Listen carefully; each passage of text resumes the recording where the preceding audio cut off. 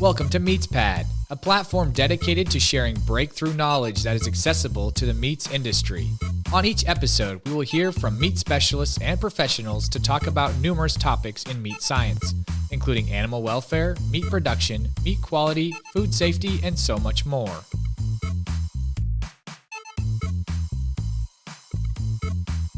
Hello, meat folks. Welcome back to the MeatsPad podcast. Super excited. Happy New Year, everyone. This is our second episode of the year. Welcome back, Dr. Bass. It seems like I haven't talked to you for a while. Yeah, I know. We've all been busy during the holiday season and out and about. Hopefully everyone's getting a chance to take a little bit of a break. I know it's a really busy time for our friends out in the meat industry. But again, hopefully it all went well.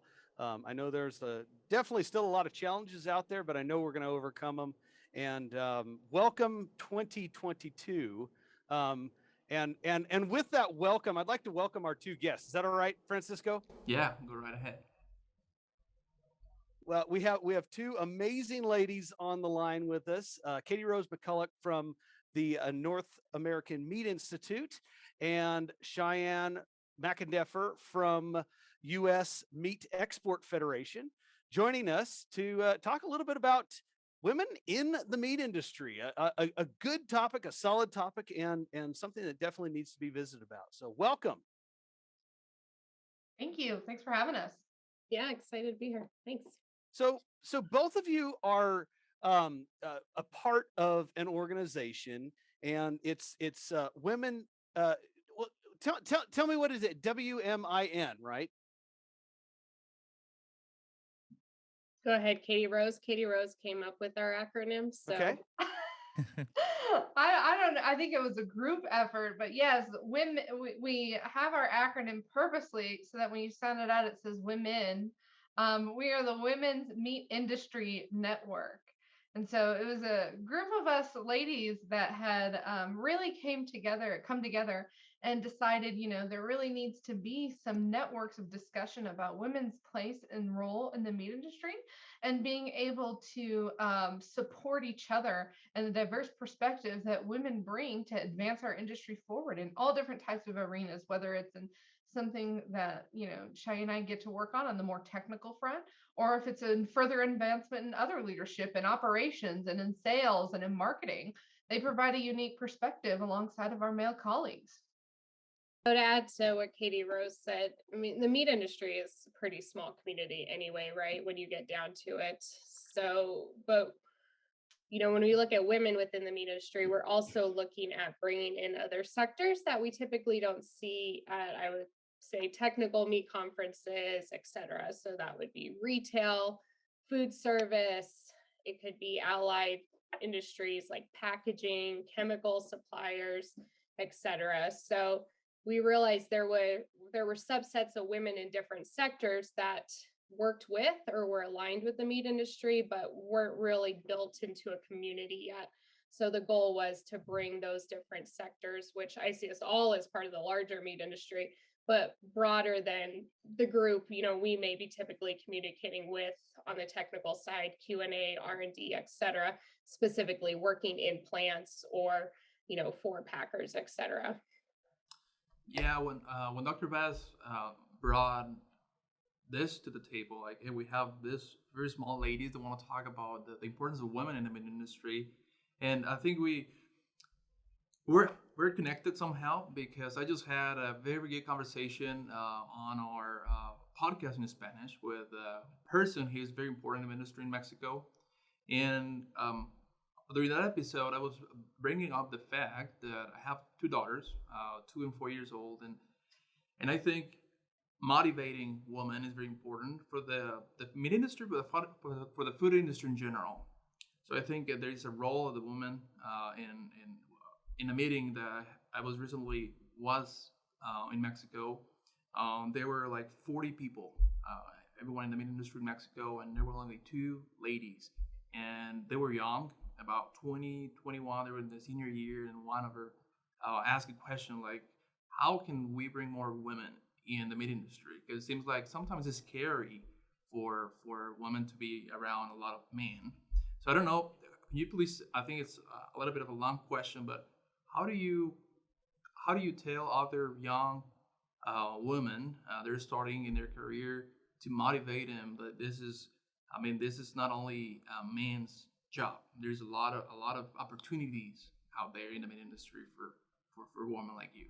Great question. I'll take an initial stab at that, and I'm sure Cheyenne will add on. Is, we seem very polarizing in the industry a little bit, because if you look at academia, and I'm sure Dr. Bass can speak to this, women are making up a lot of the young talent, the young technical talent that is studying meat science and wanting to go into the industry. And so we have very well representation, sometimes over the majority in that sector, but we don't see it translated throughout the entire industry, right? You can sit down and look at big, large rooms full of board of directors and decision makers, and the vast majority of them are men. And so it's the representation of knowing that someone that is a woman, their place is still in the industry, and you're not alone. We do exist. We are here. We are working in the industry. And how can we support each other and encourage them to show them that there are opportunities? And like Cheyenne mentioned, it's not just the, in an R&D or in a technical role, but where we've seen a lot of really, again, great reach out is in that type of food service or retail community that's working in procurement or meat buyers and whatnot, knowing that, oh my gosh, there is this great network. Maybe I'm just not seeing them, or they're not attending conferences like RMC. A lot of that group doesn't go to an RMC unless you're working in R&D or you're working in a more technical role. So where do we get the women that are leading sales for the major companies? Where are we getting them that are in finance, and giving them an avenue where, yeah, they can motivate and tell these young women that no, it's not just the stereotypical old boys club like you think. There are women that are part of it, working around just alongside our male colleagues. Cheyenne, I don't know if you have anything else to add there. Yeah, I mean, in addition to the various sectors that we see, either a lot of women, like you said, academia, or very few women, I would say operations, for example.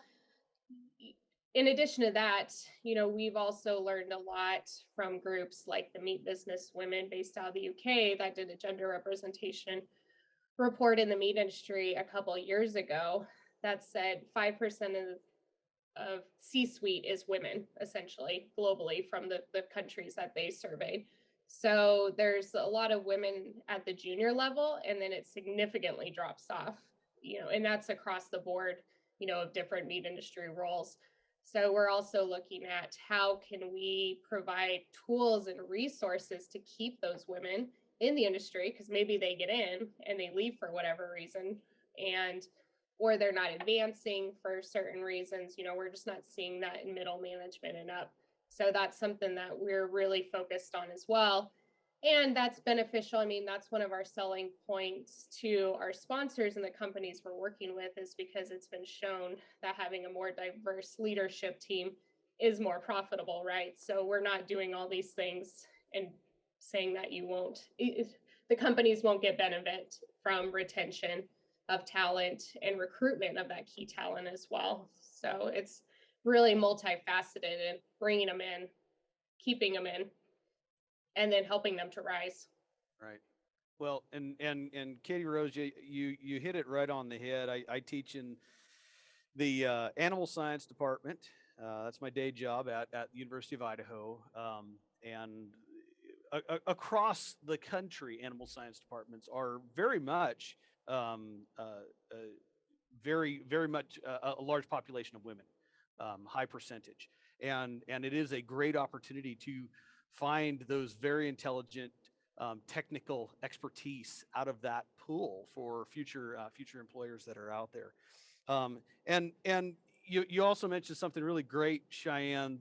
You got to have different minds. We have to have that diversity in the leadership teams. If you don't have different thought processes, or just different minds working through challenges or questions, you don't need that big leadership team. If everyone's just there to say yes, then I mean, you could economize that leadership team pretty darn quickly.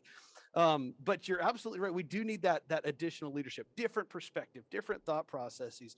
And you also mentioned that that's what WMIN is trying to do. Can you give us just a little bit more detail on some of those services that WMIN provides for stakeholders? Yeah, that's a great question, and something that we've spent 2 years now trying to sort out, and it's going to continue to evolve this year as we officially open to membership. So we really have 3 priorities or focus areas: networking, and that's going to be building upon what really is out there. So we have plenty of conferences around the meat industry, right? We are not going to make any more, but are there opportunities to create networking events there? Probably some virtual as well, with the world we live in currently, et cetera, to help build this community, like we said, and bring in those other sectors that feel like they don't really have any other community or know of any other women in the industry. So networking's a big priority. Second of which is mentoring. So we envision, we're lucky in the US that we have a huge number of people to pull from, and we have different sectors, different management levels of folks. So really figuring out whether it's a mentor portal or, something along those lines to match up. Are you wanting to learn about moving into middle management? Are you wanting to learn about moving into C-suite? Do you want to find other folks in food service, et cetera, and, hear how they moved up in the industry? So we will be building out a mentor portal. We have a committee working on that, yet to be seen. And I should say this is not gender exclusive in the sense that we will only have female mentors. I mean, that's absolutely not our intent. And, my 2 main mentors in school at Colorado State University were men. So we want men to be involved in this process as well, because they're huge mentors to many, many women in the industry. So we'll build in that as well. I want to make sure it doesn't sound exclusive, because that's not the case. And then lastly is professional development. So we already have great resources. Obviously, AMSA is one, providing a lot of technical, the monthly webinars, trainings, Pork 101s, et cetera. But what are some other technical topics we can bring in, like a maintenance 101? How do you read a financial statement? How do you prepare for a performance review, et cetera? And then, other professional development topics like asking for a raise, asking for a promotion, imposter syndrome, et cetera. So looking, again, probably virtual offerings initially, but really once we start bringing members on this year, which we will hopefully become officially public by the end of the month, to get that feedback. What are topics that you're not getting elsewhere? We know there are other women in ag, women in industry groups. We do not seek to replace anybody, but we heard enough voices that there was a need for this, and we really see us being complementary with those 3 areas of focus to fill a void that was clearly there based on what we've been hearing. And I think it'll fit well into the existing opportunities that, other industry associations offer. Carla Suarez was the name of the person that I spoke with about this specifically. But we're looking into this perspective in Latin America, and when I asked her what some of the factors that she has identified. I mean, you mentioned a little bit later than we talk about junior, and after junior position, you see that tendency of women leaving the industry. And one thing that she said, and I asked her a lot of questions, but one thing that helped her from the very beginning, and just going back to the family, is how her dad empowered her since she was a child. Like, in a way that us as parents is pretty important, just give it some incentives to motivate our children to say this is very diverse. And this goes to the next question about what do you think? Have you guys looked at some like other reasons why women leave? I mean, is it because of maternity? Is it because of they get demotivated, or I don't know if you have that answer.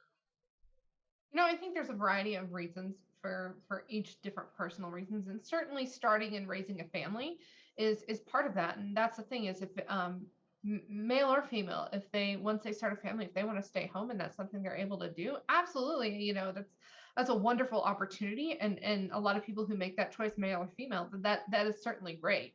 But knowing that you can have both if you want it, whether you're a woman or a man, I think is an important note. I think advancement or pathways to see advancement is something we hear often from women, but also, drilling into the why, as you're talking about, Francisco, is something that's more important. So if we do feel that there's barriers for women in our industry, why is that? And how do we have an open conversation about it? And how do we provide the industry support for keeping and retaining that female talent, like Cheyenne said? So I don't know if we really have an outline list of reasons why to say, oh, well, it seems to me X% of women have given this reason why they've left the industry. I think that's something we're hoping to continue to grow in as women, to talk about, again, get to the root of why. Is there certain blockades that are changing or causing them to leave the industry for other industries? Is it starting a family, which again is a great reason and great opportunity for them, or is it something else? And so that's something, again, that we hope to be able to identify. I think where culture is set up very well right now, and I think your timing is exactly where it needs to be. A lot of folks are realizing that we do need to have more of that diversity in the thought in the leadership teams. And I'll tell you, anybody that has had a chance to go to the website, and by the way, it's WMIN.org. Check it out. If you have had a chance to take a look at that website, some of the ladies that are listed on there, I will tell you, are some of the most influential people in the meat industry right now. There's no question about that. And for those who out there, especially young ladies, or anyone else that feels like you can't strive to meet your goals, look at the successes that are there. I mean, you have over half of them either have a president, vice president, or chief in front of their title, that are listed on that website.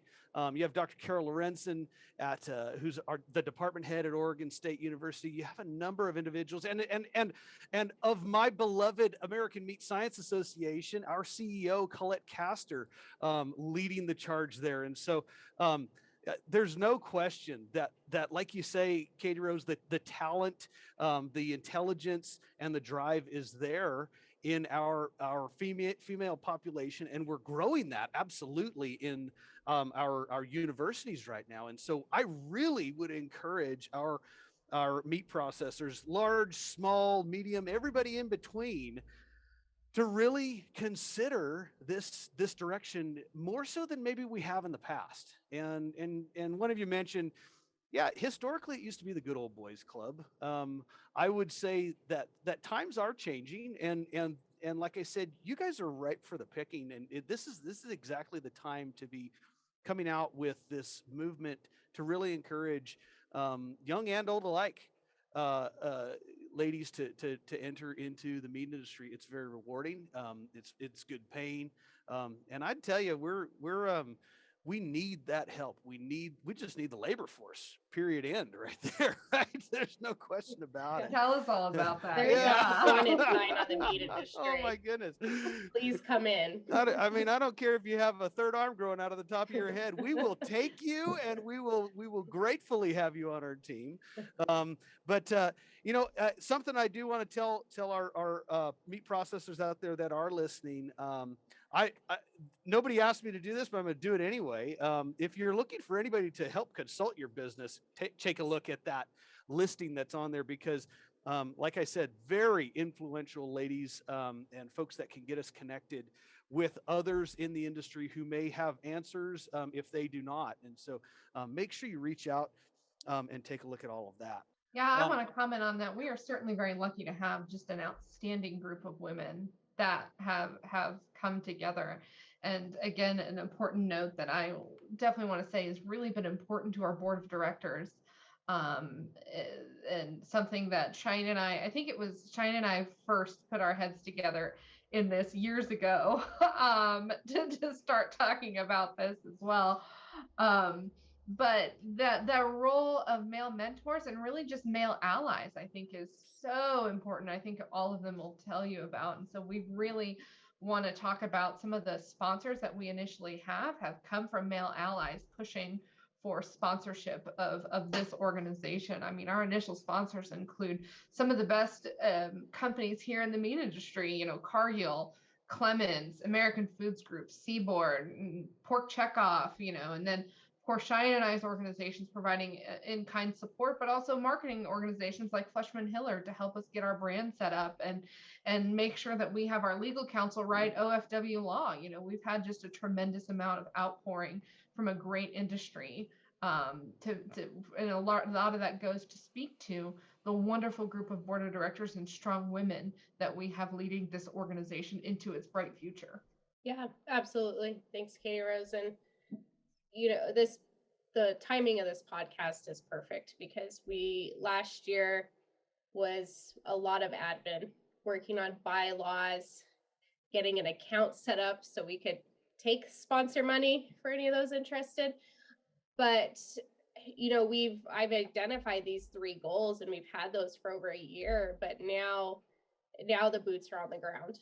We are very much at the beginning of building out committees to implement this vision we see, and we're ready to welcome anybody that's interested to help us lay out this vision. And what we do this year, I hope, is different than what we do next year, because we were going to have an in-person event at AMC, for example. Obviously, plans changed there.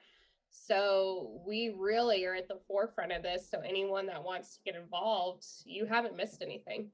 You have a chance to help us build this into what the American meat industry, is looking to have this end up as. So it's really an exciting time, and we're excited to talk about it and build that interest now that we, have gone through all the legal fun of becoming official. So I had just a quick follow-up. Do you have any word of advice for other young meat scientists, young women, they're studying meat science or in the food industry in general, that, maybe some of the things that worked out for you, maybe some things that really helped you become a meat professional, a meat industry leader, that maybe you can suggest? I think for me, it would be really truly taking advantages of opportunities that we offer here at WMIN and even part of AMSA. Both Cheyenne and I are avid AMSA members, have been for years. And so taking advantage of those opportunities, especially if you're still a student in, very young professional, still a student, or still just a young professional, there's a lot of things that outreach opportunities you have, and not being afraid to ask questions and really just soak that all in, be a sponge. Every opportunity that comes that way, I think, is super, super important. And it's easy to take kind of the shy route or to say, oh, I don't know if I'm comfortable at that. Step outside of your comfort zone and really, really soak those up. You don't know the huge network that's out here and available, ready to kind of help you give you a leg up or provide you advice if you're not taking advantage of those from things that our organization is trying to provide, or like I said, some of those other ones like AMSA tries to provide. Yeah, my family started running a slaughter plant when I was 7. So I grew up in it. I didn't know any different. I went to school. I studied it. As we all know, our meat science grad programs are at least half, maybe even more women, so we were kind of in this bubble. And then depending on what sector of the industry you go to, I went into auditing, and then I quickly realized through auditing and working with plant leadership that I was the only female most of the time.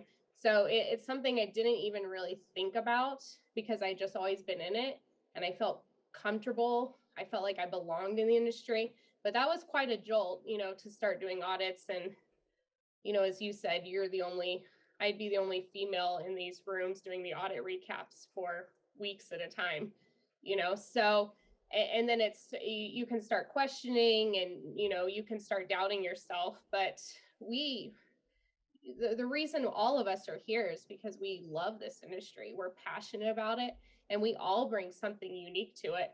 So I think just building that confidence to say, I belong here, and these are, I don't know everything and I'm not perfect and I continue to learn, but these are the assets I bring to this job, this company, this school, this industry in total, and not doubting your place there, which is some of the feedback we've heard, which we really want to see what tools can we provide to say, it can be intimidating sitting in some of these situations, but your place is there and you're critical to that company and that industry.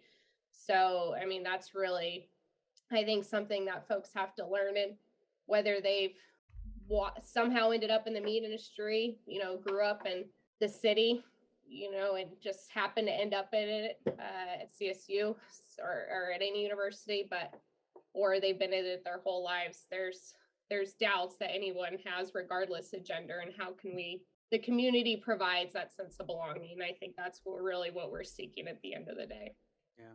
Yeah. And that's a very good point. You have to be part of a community. American Meat Science Association is a great community. North American Meat Institute is a great community. USMEF. I mean, and just the meat industry in general is. But sometimes you got to have that kind of almost sub community, that little tight knit. And this is that opportunity to kind of just really pull some of those folks out that like you said, we have to empower, regardless of gender, regardless of background. You have to empower people to get over the hurdles that they think are there. And so often it's just a mind thing. So often it's like, well, I just can't do that because I'm XYZ.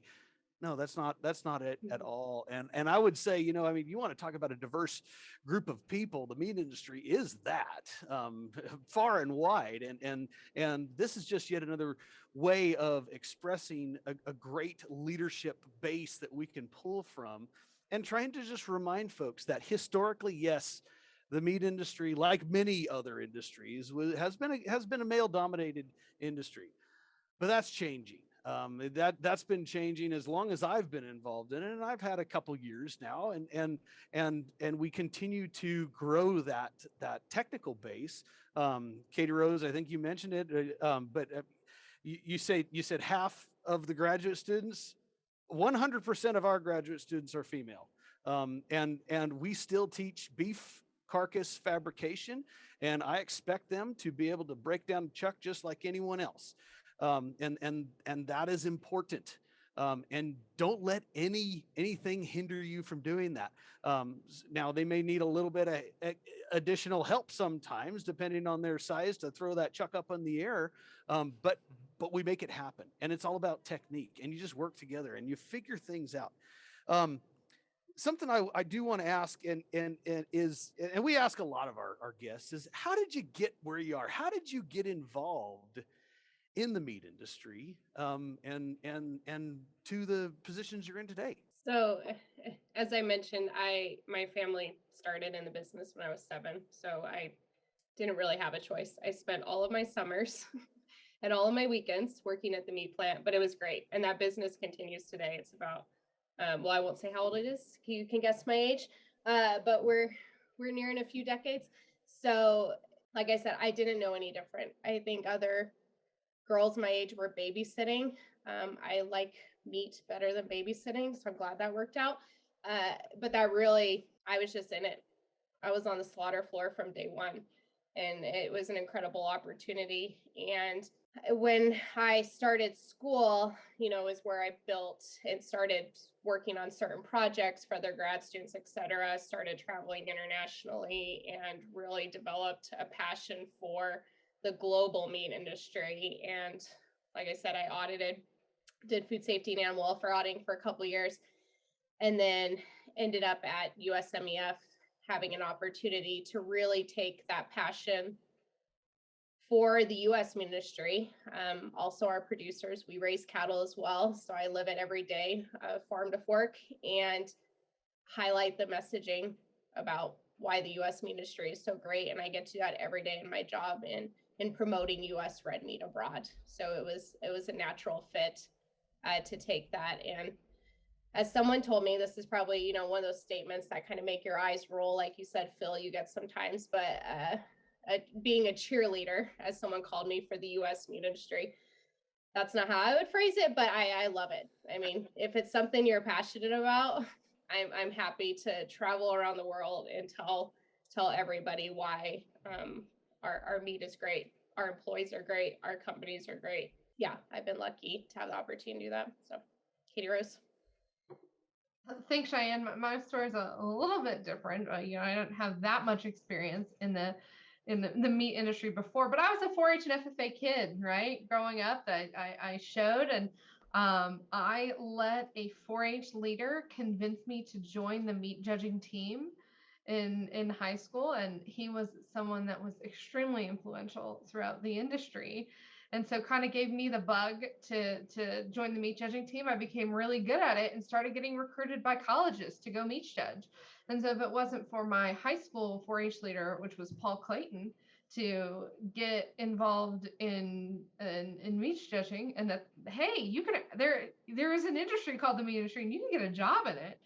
I don't know if I would have went to, go study meat science. And like I said, it really, those choices in meat judging got me a path and scholarship to go to school at Texas Tech, which then, actually I remember standing in the CSU meat lab and Paul made me promise him to at least get a master's. And I said, you're lucky I'm getting a bachelor's, but, that's fine. I said that'll work. Fine. I'll do it. And then I went to, Oklahoma State to get my, master's, and it kind of took off from there. Like I said, I've had great mentors that have pulled me along the way to, end up at CSU focusing on meat microbiology. And then I actually got a master's in public health as well, mainly with the goal of kind of like Cheyenne is saying, when you work in the association role, you're a little bit different. You don't get to be in the day-to-day actually producing food or influencing students.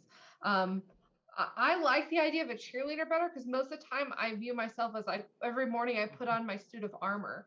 My job is to go do battle with those who want to see not good things for the meat industry, whether it's, we do a lot of policy. So whether it's policy that's being affected over at USDA or policy that's happening over at CDC or policy that's happening from Capitol Hill, my job is to make sure that the industry is advocating for a sound science-based policy as the associations, the association that represents really the packers itself, and that not the meat science part, but the packers in the industry, is I want to make sure everything we're doing is underpinned on a strong science foundation, and that's my role. And so oftentimes we want to lead with science, which means I better have my sword out and my shield ready to go. So I like the cheerleader idea better. I think I'm going to start changing my mindset there. A little less, dramatic than probably what I view when I get up. But yeah, I was frankly just lucky to have some fabulous mentors that showed me how diverse the meat industry could be. Awesome. Well, thank you a lot, KatieRose and Cheyenne, for sharing that. I think we're almost getting to the end of this. We're wrapping up. I'd like to ask you one last thing. Who do you look up to? And maybe like a book that has motivated you to become a leader in the meat industry, or something that has changed or impacted your life. What a doozy of a question to have to try to pick who we look up to. Like, frankly, it's impossible to pick one. Like, frankly, I think that there's so many mentors and influential people that I can say I wouldn't be here today without, that I really look up to them, and I still use them as mentors. And there's also colleagues that I would view as someone that is a peer, that, like Cheyenne, for example, she is a peer, but certainly look up to my peers too as motivators to do better. So Francisco, I'm not going to answer your question because I I'll put you in the spot.